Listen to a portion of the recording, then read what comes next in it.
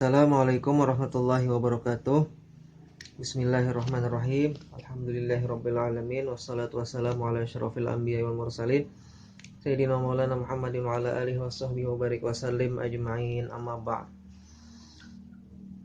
Pertama-tama marilah kita bersama-sama memanjatkan puji dan syukur kita kehadirat Allah Subhanahu wa taala yang mana atas berkat limpahan taufik, hidayah serta inayahnya jualah akhirnya pada kesempatan kali ini kita kembali dapat melaksanakan kegiatan kita, yaitu kegiatan pesantren Ramadan. Yang mana kegiatan pesantren Ramadan ini selalu kita laksanakan pada setiap tahunnya. Walaupun pada kegiatan kita pada tahun ini seperti tahun sebelumnya ya, di tahun 2020 itu masih hanya melalui video daring. Tapi insya Allah mudah-mudahan tidak mengurangi semangat kita dalam mengikuti kegiatan ini. Salawat serta salam tak lupa pula kita haturkan kehadiran junjungan kita Nabi besar Nabi Muhammad sallallahu alaihi wasallam. Ya, kemudian anak sekalian, sebelumnya Bapak juga menghimbau kepada anak sekalian untuk tetap dan selalu menjaga kebersihan ya, baik kebersihan badan, pakaian, dan juga kebersihan lingkungan. Karena kebersihan itu sebagaimana yang disabdakan oleh Rasulullah SAW, kebersihan itu adalah sebagian daripada iman ya. Ya, langsung saja di sini Bapak akan menjelaskan tentang sholat Idul Fitri. Ya, sebagai umat Islam kita biasanya setiap tahun itu merayakan 2 hari raya ya. Serta kita juga sholat hari raya 2 kali setahun. Yang pertama yaitu sholat atau hari raya Idul Fitri. Yang kedua sholat atau hari raya Idul Adha atau hari raya kurban ya. Namun di sini Bapak hanya akan menjelaskan sholat Idul Fitri. Sholat Idul Fitri ialah sholat sunnah yang dilaksanakan 2 rakaat pada setiap tanggal 1 Syawal ya, atau setelah berakhirnya bulan suci Ramadan. Yang mana sholat Idul Fitri ini hukumnya ialah sunnah muakkad, artinya sholat sunnah yang sangat dianjurkan. Ya, kemudian Bapak akan membacakan atau menjelaskan tentang sunnah-sunnah yang dapat kita laksanakan di hari raya Idul Fitri atau sebelum melaksanakan sholat Idul Fitri ya. Yang pertama yaitu kita disunahkan untuk mandi dulu ya. Disunahkan untuk mandi sebelum berangkat ke tempat pelaksanaan sholat Idul Fitri ya. Kemudian yang kedua itu kita disunahkan berniat ketika mandi tersebut. Nah, kemudian yang ketiga, kita juga disunahkan untuk memakai baju yang paling bagus yang kita miliki ya. Nah, anak sekalian yang berbahagia, di sini kita jangan salah paham bahwasanya memakai pakaian yang paling bagus itu bukan berarti harus membeli pakaian yang baru.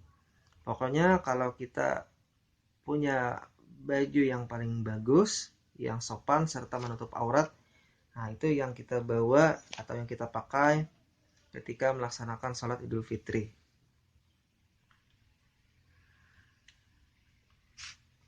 Ya, kemudian sunnah berikutnya yang dapat kita laksanakan di hari raya Idul Fitri atau sebelum melaksanakan sholat Idul Fitri ialah memakai wangi-wangian atau memakai minyak wangi ya. Nah, kemudian disunahkan lagi kita melewati jalan yang berbeda ketika kita berangkat dan kita pulang dari menuju tempat pelaksanaan sholat Idul Fitri ini ya. Ini kalaupun memungkinkan ya. Kemudian mendengarkan khutbah Idul Fitri.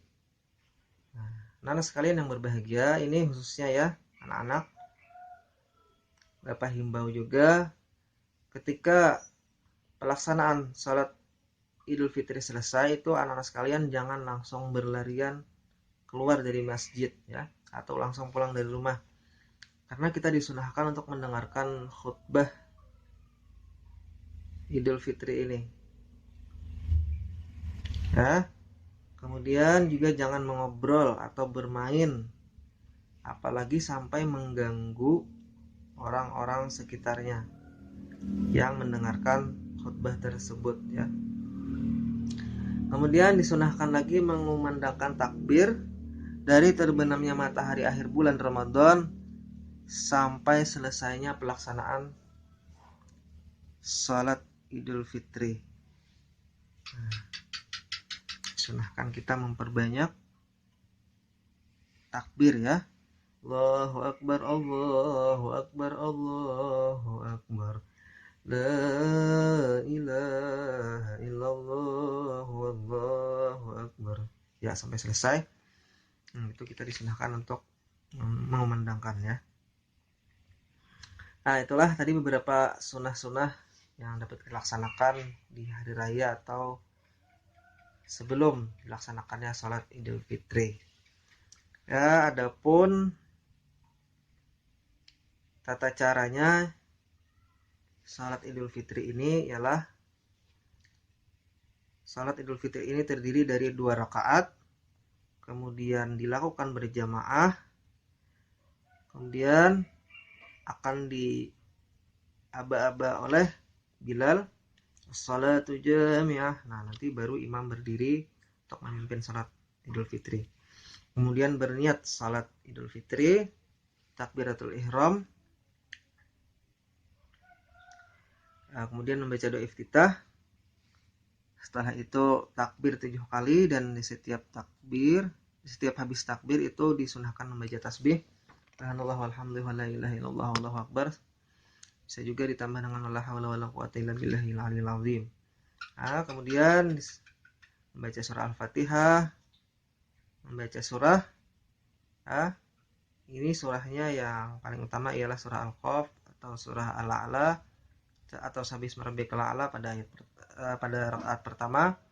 Kemudian pada rakaat kedua yaitu membaca surah Al-Ghasyiyah. Nah, kemudian di rakaat kedua juga membaca takbir 5 kali, sama seperti rakaat pertama. Setelah takbirnya itu disunahkan baca tasbih. Kemudian setelah selesai salat Idul Fitri itu dilaksanakan khutbah ya. Nah, 2 kali. Nah, kita di sini mendengarkan khutbah Idul Fitri itu dengan baik. Jangan sampai kita langsung pulang ya. Nah, itulah tadi tata caranya dalam pelaksanaan sholat Idul Fitri ini. Kemudian ada juga hikmah yang dapat kita ambil dalam pelaksanaan sholat Idul Fitri ini, ialah yang pertama, dapat menambah kasih sayang kita sesama umat Islam, karena setelah sholat Idul Fitri kita saling memaafkan, saling meminta maaf. Nah, jadi tidak ada lagi rasa dendam, rasa permusuhan ya. Akhirnya kita sebagai umat Islam akan bersatu. Nah, jadi juga di sini jangan sampai kita punya dendam ataupun saling bermusuh-musuhan ya sesama umat Islam. Masih banyak lagi sebenarnya yang dapat Bapak jelaskan, cuma karena keterbatasan waktu mungkin sampai di sini saja dulu. Salah hilap mohon maaf. Wabillahi taufik wal hidayah. Assalamualaikum warahmatullahi wabarakatuh.